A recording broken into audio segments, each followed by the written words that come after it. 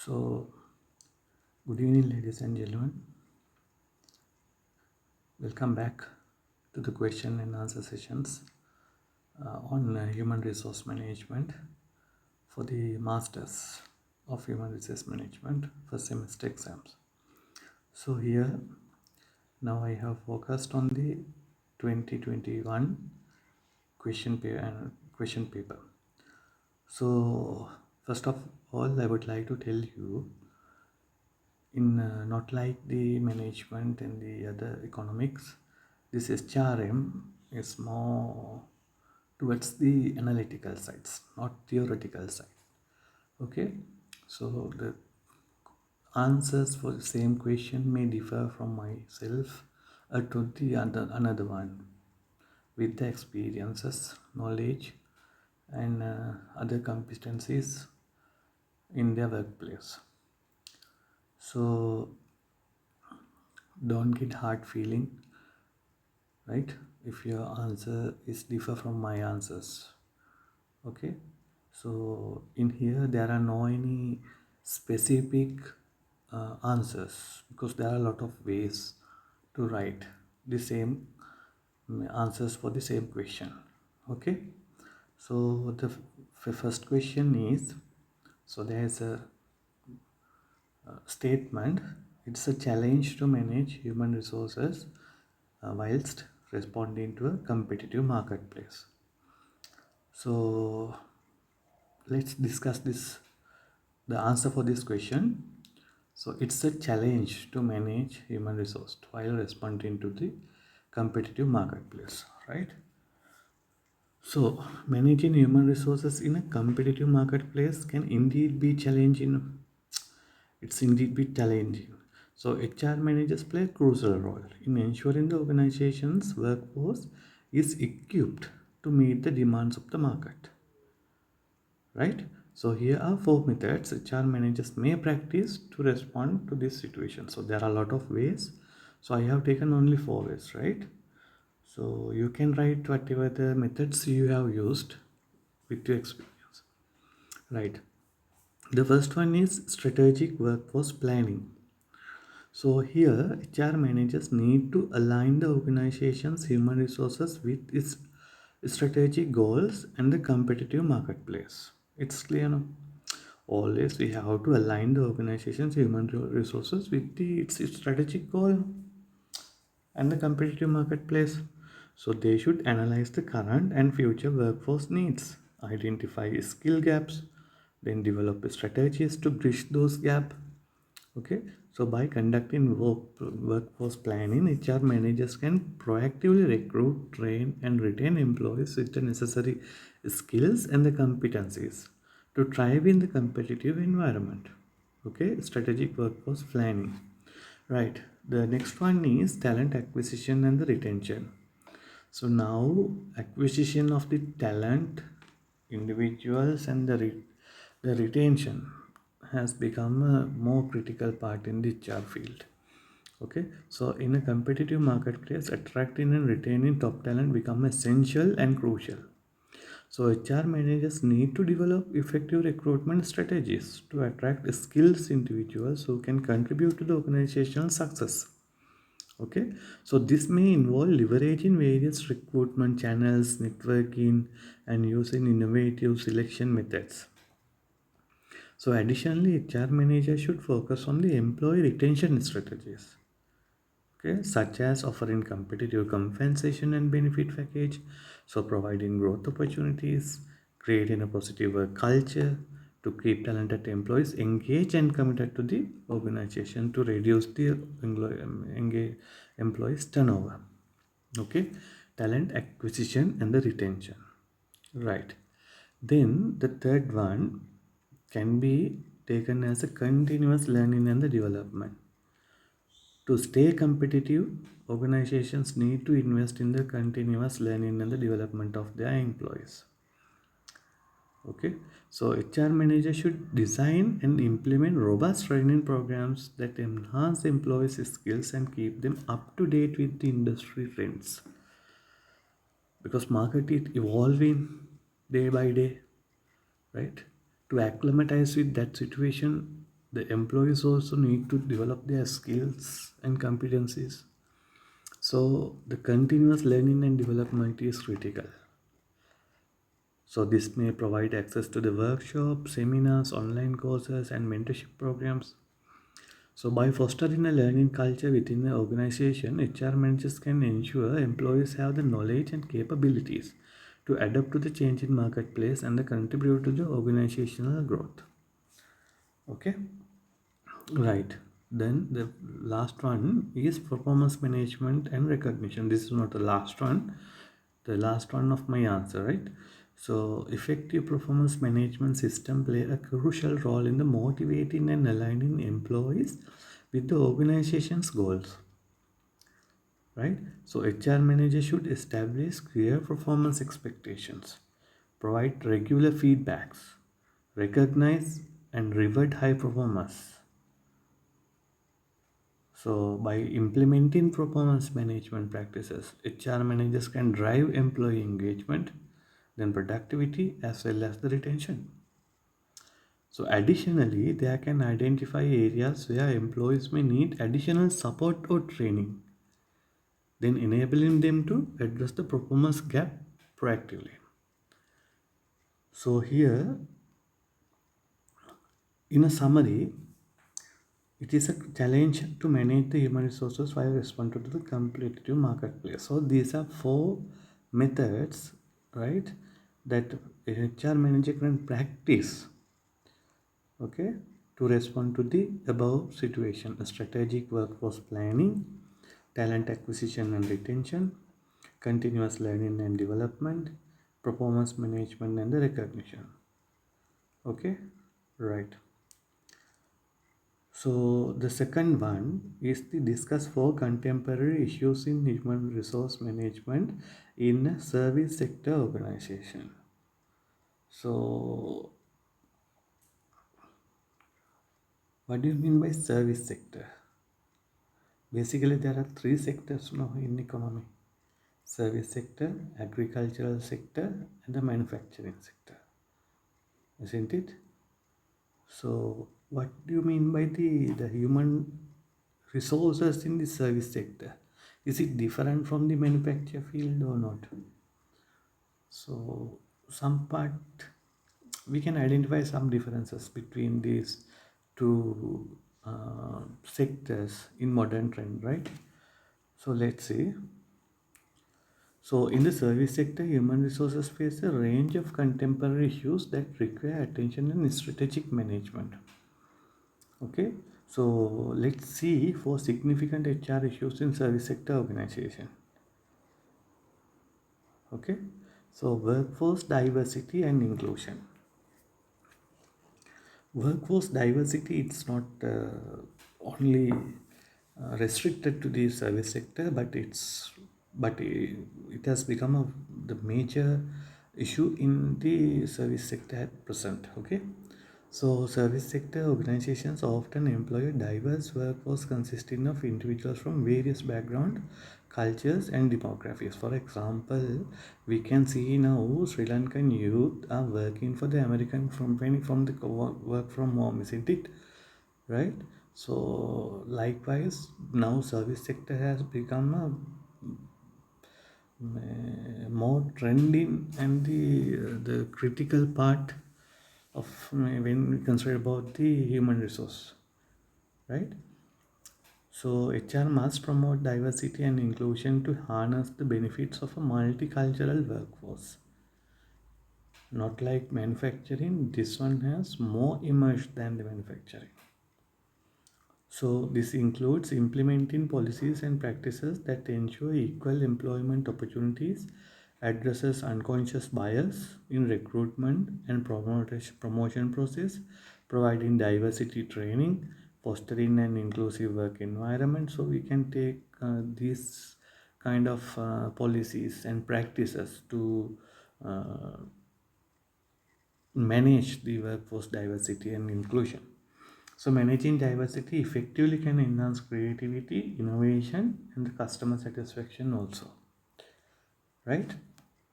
Workforce diversity and inclusion. The second one is employee engagement and the retention. So now this service sector relies heavily on the quality of interaction between employees and customers now, because these are intangible things now. In manufactured goods we can see it and we can taste it, but in service sector it's not like that. It's between the employee and the customer, right?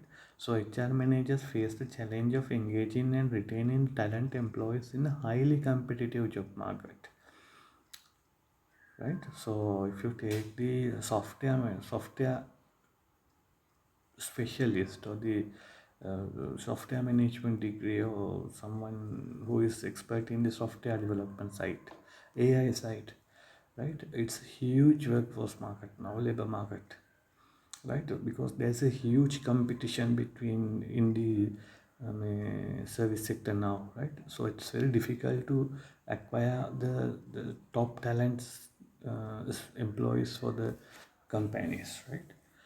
Okay, so strategies are such as creating a positive work environment.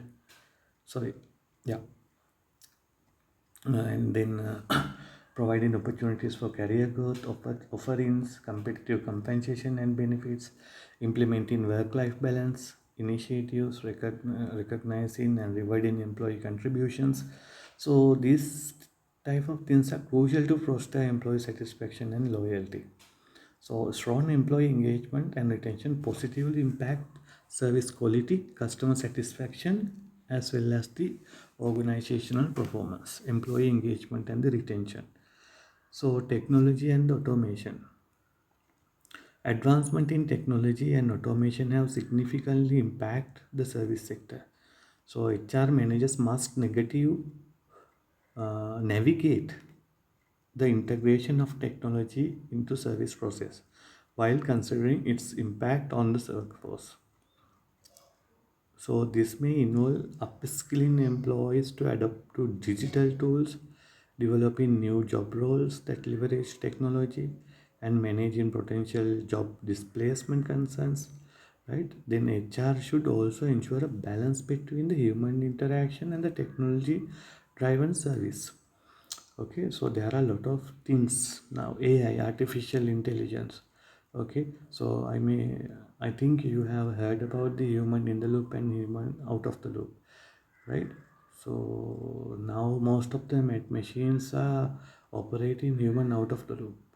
Okay, so there should be balance between the human involvement and the technology, right? If not, sometime it may negatively impact on the service providers. Okay, so gig economy. So gig economy and flexible work arrangement. What do you mean by the gig economy? Right, so gig economy refers to a labor market characterized by a prevalence of short-term contracts or the freelance work, where individuals are hired on a temporary or protected basis, project basis, rather than being employed in traditional long-term full-time jobs. So in the gig economy, workers often refers to as a gig workers or independent contractors. So there are a lot of websites like Upwork, then Fiverr. Okay, so there are a lot of contractors, short-term contractors. So it's easy to company to get the service from them rather than recruiting to the organization. Okay, so now this one also has become a contemporary issue in the service sector now. Okay, right, I hope this question is clear to you now.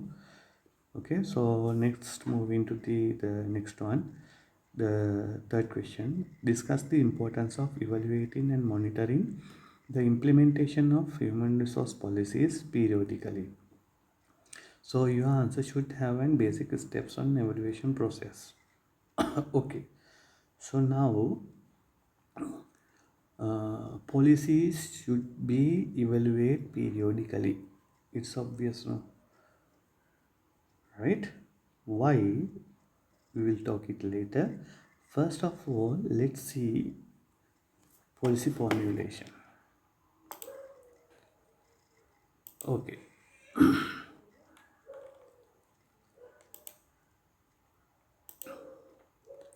First of all, what do you mean by the HR policy? This is a must-read point because we can see the questions in each year related to the human resource policy. So HR policies are principles or the objectives established by a company for the guidance of the management in its relationship with employees. Simple. Principles or objectives, keyword, right? The guidance of the management. For what? Relationship with employment. What? Principles or objective. Okay.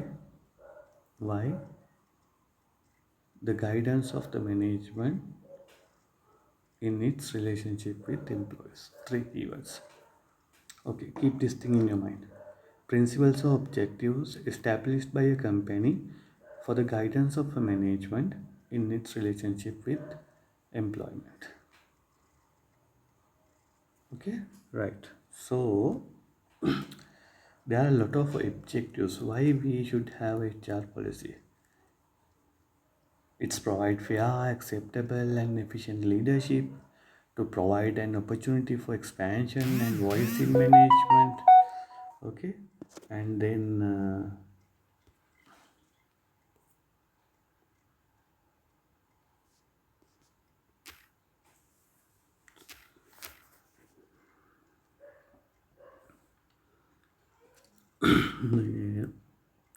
to strengthen then appreciation the human assets, right? So there are a lot of the importance when you consider about the importance.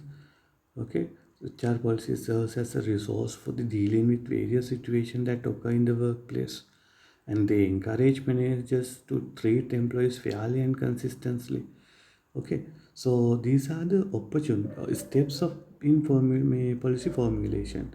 The first one is setting a statement of objectives. Setting a statement of objectives. Then setting up a program and procedures. Right? So then identifying the needs. Setting a statement of objectives. First of all, what we have to ensure what is our objectives now. So we have to formulate the objective first, right? Then we have to set in up for the program and the procedures to achieve the objectives. So then we have to identify the needs. So then we have to gather the information. So what kind of informations we need here? We need fast practice in the organization, prevalent practices, attitudes and philosophy of the top management, attitudes and philosophy of the middle and lower management. Okay, so day to by day issues. So we have to gather this information, then examine the policy alternatives. So here in management decision making process, so we are not going to strict into the one possible solution. So always we are going to have alternatives, right? Once we gather the informations, then we have to examine the policy alternatives, right? Then put in the policy in writing. Then once we have finalized the policy, then we have to put it in writing. Then we have to put into the managerial board or whatever thing, and we have to get the approval. For example, if the law, if we want to approve the law, we have to produce it to the parliament, no? So the same like that. Okay, so then communicating the policy, then evaluating the policy. Setting a statement of objectives first. Setting up a program and procedures second. Identify the needs. Gather the information. Okay. Then examine policy alternatives. Put in the policy in writing. Get in approval. Communicate in the policy. Evaluate in the policy. Try to by heart this thing. Right. So then Periodic review of personal policies is essential to keep in tune with the changing times and to avoid organizational complacency or managerial stagnation. Why we need the periodic review? So it should be clearly stated so that there can be no question as to what it proposes, right? So it should presumably be uniform throughout the organization variations. So if not, what will happen? Cause misunderstanding among the employees. Okay. So it should be appropriate that is well concerned in terms of the total situation faced by the individual management. Then policy cannot simply be copied from another organization, right? It should be consistent with public policy. It should conform to the government regulation. So these are some of the things we have to. Uh, that's why we need to review these policies periodically. Sometimes government policies may change, right? For example, labor laws, right? So as per the label, that kind of change, we need to change our policies. So if the market is expanded to the another region or another country, right? So their cultural and the workforce diversity. If the workforce diversity changes, then we have to change the policy according to that, right? So that's how we need to review the policies periodically, right? But it should not change consistently. Okay, right. Okay, the next one. Policy is a deliberate system of principles to guide decisions and achieve rational outcome. Right. This is statement. Policy is a deliberate system of principles to guide decisions and achieve rational outcome. Right now. Anyway, principle is a system of principles. In the last question also we discussed the what is the policy. Okay, so then HR policies are principles or objectives established by a company for the guidance of the management, right? In its relationship with employees, it's a principles or procedures or objectives, right? So decisions guide decisions and achieve rational, right? It's right now the guidance of the management is decisions. Right. So discuss four advantages having HR policies in an organization. So there are a lot of uh, what advantages of having HR policies in an organization. So you can see it here: consistency and the fairness, legal compliance, employee performance and productivity, organizational culture and employee engagement, right? And other than that, improved chain of command, then expense reimbursement, then clear thinking, uniformity and consistency of administration, terminations, right? Continuity and stability, orientation and training, delegation of authority, prompt decision making. Okay, so policy provide conceptual guidance for the organization's behavior, right?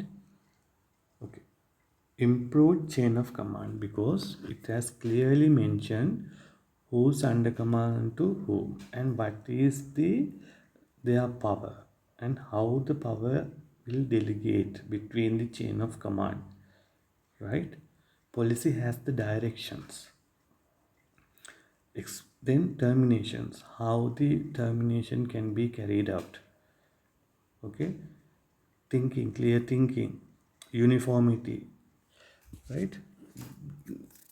Okay, so then delegation of authority, orientations and training, how the training should be carried out from top to bottom level, right? What kind of facilities we can give, workshops, seminars, right? And when. Okay, talent management policies, okay, reward and recognition policies. There are a lot of policies. Okay, Right. I hope this question is clear. It's not a big issue. So the next question is, one of the trends in the HR is developing human capital in the organization, right? Human capital. Right. What do you mean by the human capital?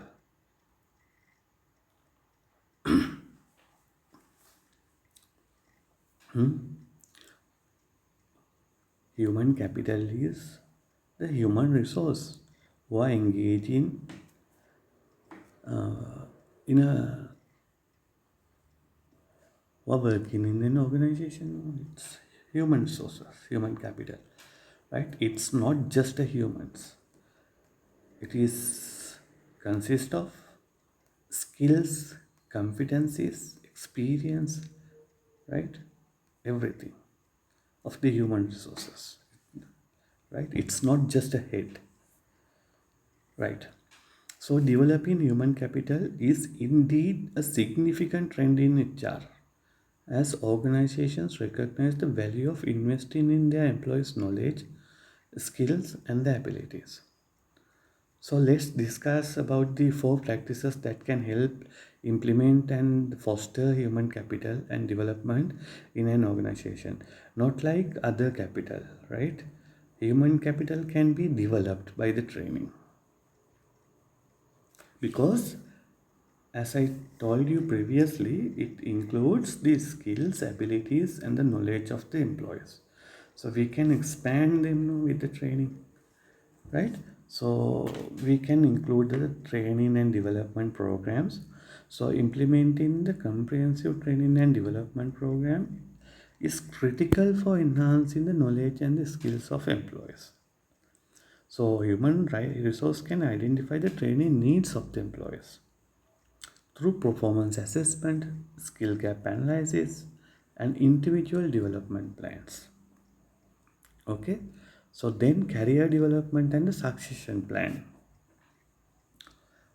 So what do you mean by the succession plan?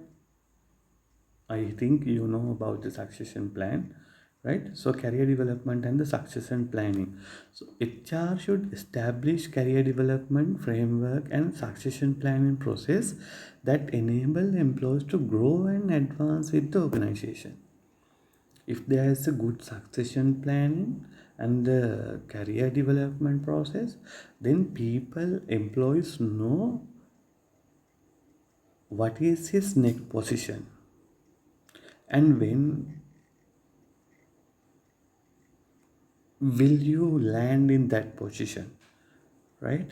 And what are the skills you need to grab the next opportunities? Okay, so people are aware and they're satisfied with the career progression. Okay, then it will reduce the employee turnover also, right? Then the next one is performance management and the feedback.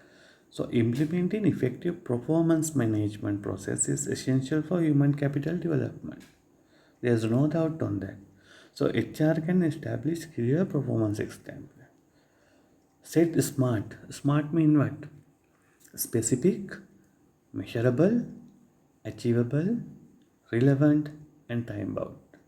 Specific, measurable, achievable, relevant, and time bound goals, and provide regular feedback and coaching to employees. So, performance appraisal should be conducted objectively, focusing on developmental areas and providing constructive feedback. So, now there are a lot of AI to track the performance of the employees. Okay, so there may be milestones in their progressive development, so they can measure the progress of themselves, right? So this performance management and the feedback also play a key role. Then knowledge sharing and the collaboration. Encouraging knowledge sharing and the collaboration among employees is a valuable HR practice because the most effective learning practice is a peer learning, adult learning concept.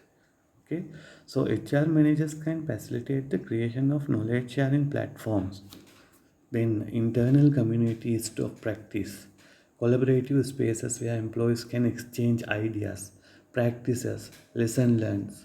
Okay, so implementing effective communication channels such as internal social networks, online forums, so can promote collaboration and facilitate the sharing of knowledge and expertise across the development and department and the teams. So knowledge sharing and the collaboration is also one of the method we can use to enhance the human capital of the any organization. So now you can see we can summarize training and development programs, career development and the succession planning, then performance management and the feedback, knowledge sharing and the collaboration, right? To development of the human capital in an organization. Okay, right. So let's move into the next question. Training and development is necessary when there's a performance gap of employees in an organization. Okay, right.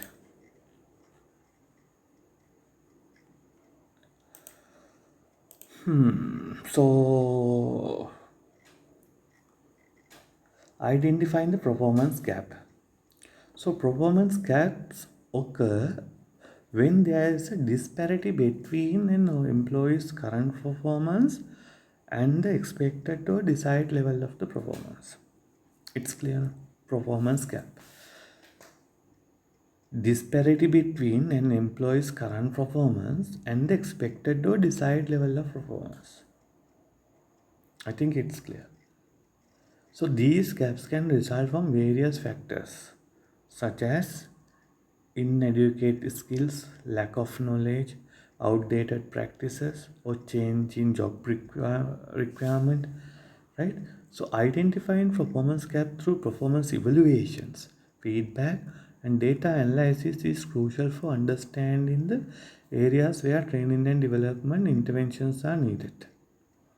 Okay, so how we can develop that? How we can address this performance gap? So bridging skills and the knowledgement gap. Okay, right. So bridging skill and the knowledgement gap. So training and development programs provided employees with the opportunity to acquire or enhance the skills, knowledge and competencies necessary to bridge the performance gap. For example, if employees are struggling with using a new software system, targeted training sessions can be organized to ensure they have the necessary skills to perform their task effectively. Okay, so bridging the skill and the knowledge gap is one part. Then enhance employee competence. So training and development initiatives are designed to enhance employee competence by providing them with the tools and the resources they need to excel in their roles. Right? So this can include technical skills, soft skill, industry specific knowledge, leadership capabilities. So by investing in employee development, organizations enable their workforce to adapt to changing business environment and stay updated with industry trend and deliver higher quality work. Okay. So right. Then improving job satisfaction and the engagement. So when employees face performance gap, it can lead to frustration, decreased motivation, and reduced job satisfaction. Okay, so offering training and development opportunities demonstrates the organization's commitment to employee growth and development, so which can positively impact employee engagement. So engaged employees are more likely to be committed, productive, and satisfied with their work, leading to improved overall performance, improving the job satisfaction and engagement, and the retaining and the attracting. Okay, and attracting talent. It's clear, I think, retaining and attracting talents, and how it's influence or effect on the performance gap, then adapting to the changing business need. So business landscape is constantly evolving and the organization must adapt to remain competitive. So training and development enable employees to acquire new skills and knowledge needed to meet challenging or changing business needs. So acclimatize with the situations, evolving changes, so continuous and the periodic training and the development is required, right? Okay, so then the next one is explain how a talent manager management process can be implemented in an organization. Talent management. Okay,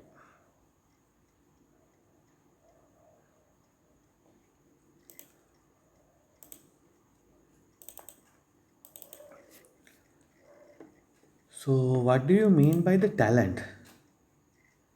As I told you previously, talent consists of those individuals who can make a difference to the organization performance either through their immediate contribution or in longer term by the demonstrating highest level of potential. So according to McKinsey, talent is sum of person's ability, instructing gift, skills, knowledge, experience, intelligence, judgment, attitude, character, all of them. It's not just the individual, as I told you previously. Talent. Okay? Right. Then, talent management is talent equal to competence plus commitment and plus contribution. Okay? Right.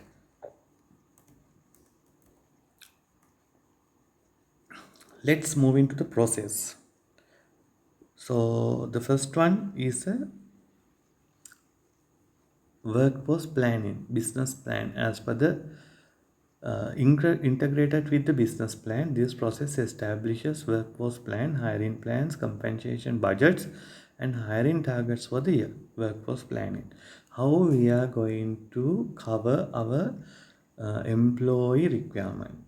Either we are going to hire, lease, okay, or recruit. How and how much we need to go in, we need for the recruitment, and how many we need to take from the outside, from the leasing or the for the hiring basis. Okay, so workforce planning. So the second one is recruiting. So as per the workforce planning, then we have to plan for the recruitment process, right? Assessment, evaluation, and hiring the business brings people into the organization. Then onboarding. The third part is onboarding. The organization must train and enable employees to become productive and integrated into the company more quickly. Organization must train and enable employees to become productive and integrated into if not, what will happen? If anyone leave or turnover, then what happen? There we have to, the company has to re-recruit, right? This process take time and the effort and the cost as well, right? So performance management, by using the business plan, the organization establish processes to measure and manage the employees. Performance management. And then the next part is training and performance support. So this is a critically important function. Learning and development program is provided to all levels of the organization, and this function itself is evolving into a continuous support function. Okay, training and performance support. Then succession planning. You know what is succession planning? Compensation and benefit, right? Critical skills gap analysis, right? So those are the steps in the talent management process. Workforce planning, second recruiting, onboarding, performance management, training and performance support, succession planning, compensation and benefit, critical skills gap analysis, right? And then again workforce planning. So this is a circle, okay, continuous circle. Right. Okay. Explain the changing role of HR management using Dave Ulrich HR model. So here I am not going to talk much more about the Deval-Rich model, because I have already discussed this model during the last question and answer session, right? So I will give you the brief idea about what is this Deval-Rich HR model, right? It's described the four key roles of HR professionals. The first one is strategic partner. So HR professionals act as strategic partners to the business by providing insight into the workforce and helping to develop strategies that align with the organizational goals, right? Here you can see it's coming under the future and the procedure. So then change agent. So HR professional act as a change agents by helping the organizations to adapt to change by implementing new HR initiatives. Here you can see strategic focus and the people focus. Okay, change agent. Change in simple term, the HR professionals has to help to the management to take decisions for the changes of the organizations, right? Change agent. So administrative expert, HR professional act as an administrative expert by providing support to the organization in areas such as compensation, benefits and employee relation. Administrative expert. So employee champion is HR professional act as employee champions by advocating for the needs of the employees and by creating a positive work environment. Okay, right. So if you want to know about the Deval-Rich model more elaboration, you can watch my the last video. Okay, for the Deval-Rich model.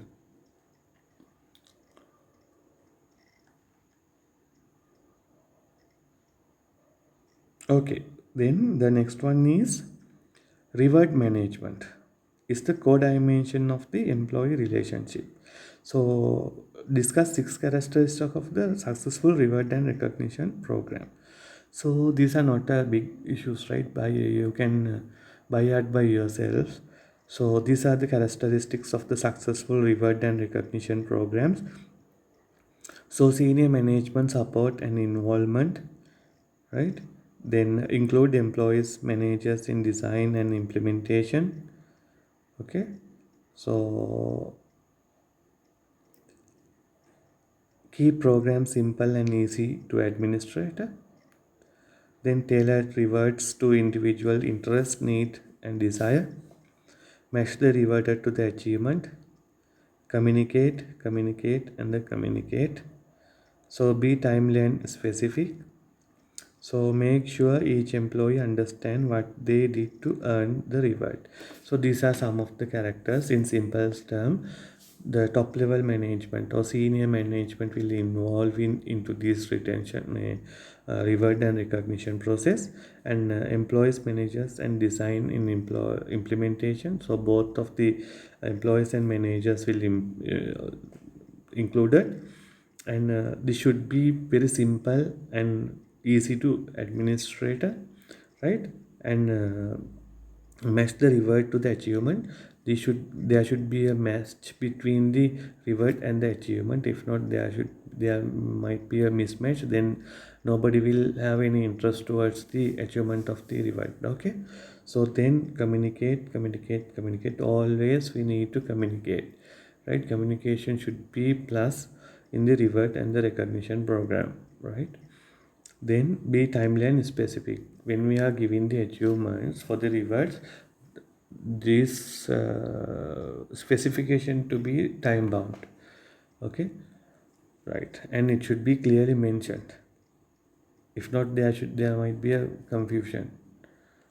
So make sure each employees understand what they did to earn the. So everybody should know what they have to do to earn the reward. So these are the characteristics of the reward management. Okay. Next one, explain four ways to implementing diversity in the organization. So in diversity, so implementing diversity in an organization involves creating an inclusive and equitable work environment that values and embraces difference among employees. Because we discussed now, diverse workforce diversity is a modern trend, especially in the service sector, right? So here, so there are a lot of way to effectively implement diversity. Here we are going to discuss only four ways. Okay, so these are the four ways. Establish a diversity and inclusion strategy. So develop a comprehensive diversity and inclusion strategy that outlines the organizational commitment to the diversity. Okay, the goals and objectives for creating an inclusive workplace and the action steps required to achieve the goal. So here we have to establish a diversity and inclusion strategy. So it should be mentioned in the strategy. It should be focused to the organizational goals, right? And it should outlines the organizational commitment to the diversity, goals and objectives for the creation and inclusive workplace, and action steps required to achieve those goals. So those parts to be included in the strategy. So the strategy should involve senior leadership support, dedicated resources, and a timeline for the implementation. Right? Establish a diversity and inclusion strategy. So then promote diversity in recruitment and hiring. So implement practices that promote diversity in recruitment and hiring process. So this can include reviewing job descriptions to ensure that they are inclusive and free from the biased language, leveraging diverse recruitment and channels and networks, establishing diverse interview panels, then implementing blind resume screening to mitigate unconscious bias. So promote diversity in recruitment and hiring also we can utilize. Then foster an inclusive work culture. So here, creating an inclusive work culture is essential for embracing the diversity. How? Encourage open communication, respect for different perspectives, right? Valuing and diverse ideas and experiences. Those things are much more important to foster an inclusive work culture. Because when we consider about the nationalities and the religions, the perceptions are different, their beliefs, ideas are different, their ideologies are different. Okay, so we have to encourage open communication, respect for different perspective, and valuing and diverse ideas and the experiences in the organization, right? And implement diversity and inclusion initiatives. So how we can do that? Implement a specific diversity and inclusion initiative that address the unique needs of the organization. So this can include mentorships or sponsorship programs to support the development and advancement of underrepresented groups. So there may be some underrepresented group. No, it can be due to the race, it can be due to the religion, it can be due to the nationality. So we can give some mentorship and the other sponsorship programs to support them, right? So then we can take him to the track and we can promote the diversity in the organization. So these are some of the methods we can use to implement the diversity and organization. So there may be a lot of things, right? Even your company may practice any other types. So you can write it. There is no issue on that, I think, right? Because in this kind of questions, there are no any clear definitions or the theories. So these are practices.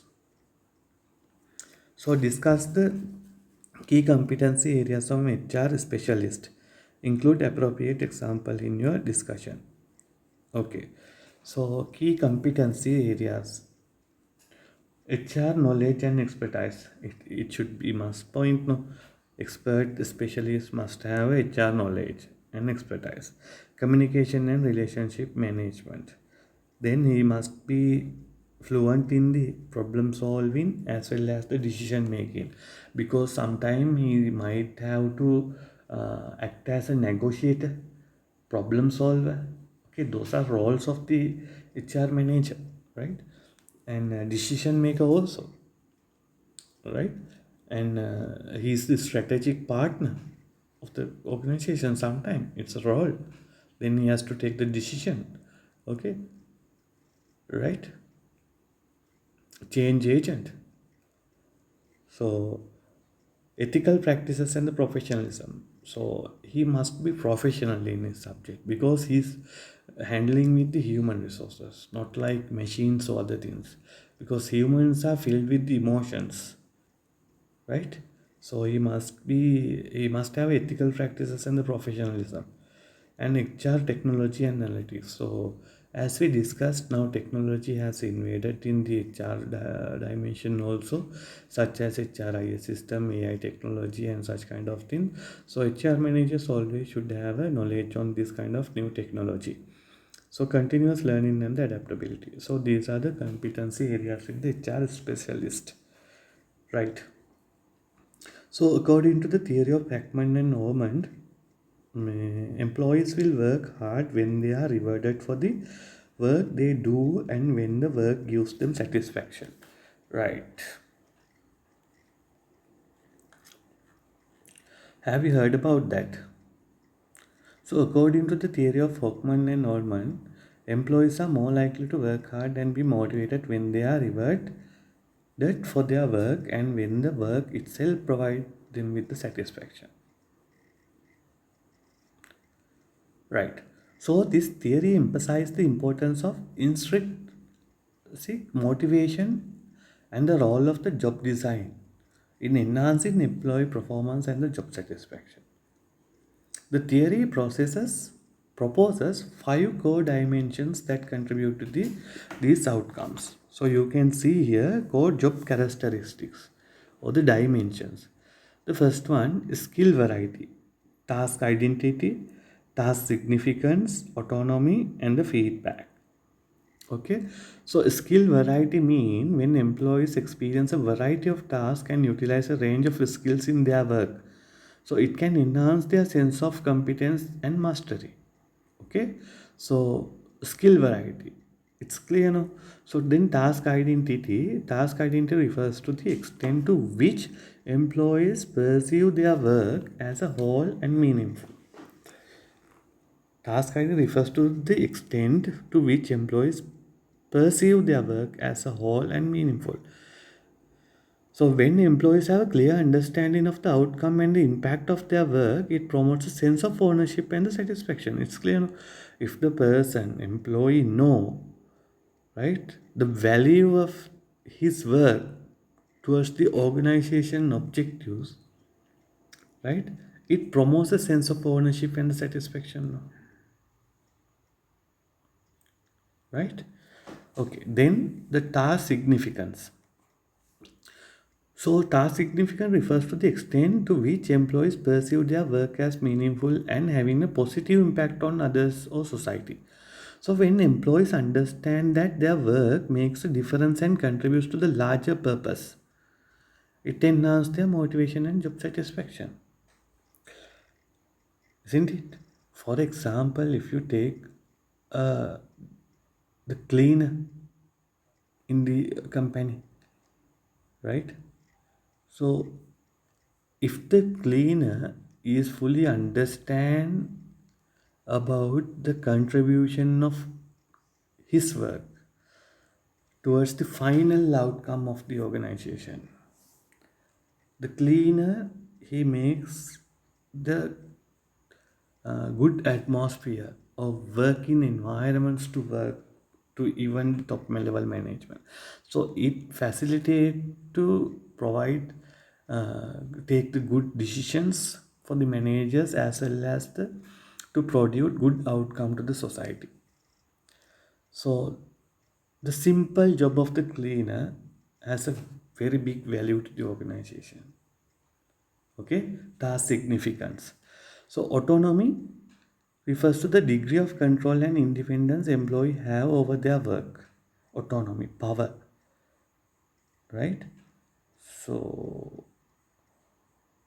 then feedback refers to the information employees receive about their performance and the outcomes of their work. So people like to take the feedback, right?